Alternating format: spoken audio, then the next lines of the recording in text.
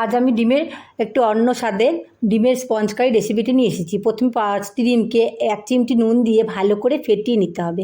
একটা টিফিন বক্সের বাটিতে তেল মাখিয়ে ফেটানো ডিমটা ঢেলে দিতে হবে। এবার প্রেসার কুকারে 1 কাপ জল দিয়ে তাতে টিফিন বক্স ঢুকিয়ে 4-5টা সিটি দিয়ে দিতে হবে। অন্যদিকে আমি নিয়ে নিচ্ছি একটা পেঁয়াজ, 2টো টমেটো, দারচিনি, এলাচ দিয়ে মিক্সিতে একটা পেস্ট তৈরি করে নেব। এবার ভাপানো ডিমটাকে আমি একটা প্লেটে দিয়ে দিচ্ছি। ঢেলে দিয়ে আমি এগুলোকে স্কোয়ার স্কোয়ার পিস করে কেটে নেব। দেখুন দেখতে একদম পনিরের মতন লাগছে। অন্যদিকে আমার মিক্সিতে পেস্ট করা মশলার মধ্যে আমি মিশিয়ে নিচ্ছি 1 চামচ জিরের গুঁড়ো, 1/2 চামচ ধনের গুঁড়ো, 1 চামচ লঙ্কার গুঁড়ো। কড়াইতে তেল দিয়ে তাতে ডিমগুলো দিয়ে দিচ্ছি আর দিয়ে দিচ্ছি 1/2 চামচ হলুদ আর 1/2 চামচ ভেজে রাখা গরম মশলা। আচ্ছা, এবার কড়াইতে তেল দিয়ে তার মধ্যে দিয়ে দিচ্ছি আমি একটি জিরে ফোড়ন আর হলো একটা তেজপাতা।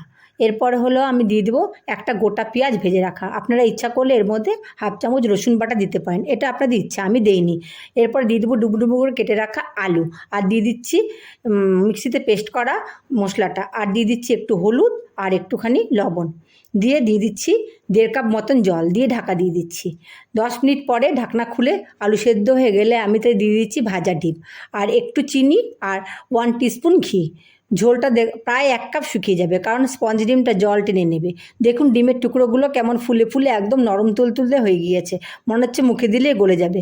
আপনারা ঝোলের বদলে ভাপাও করে খেতে পারেন, তাতে সাদা সর্ষা, পোস্ত, কাঁচা লঙ্কা, নারকেল বাটাও কাঁচা সর্ষের তেল দিয়ে মেখে ভাপিয়ে নেবেন। অসাধারণ হয় ডিমের রেসিপিটা, আপনারা একবার ট্রাই করে দেখবেন, আশা করি ভালো লাগবে।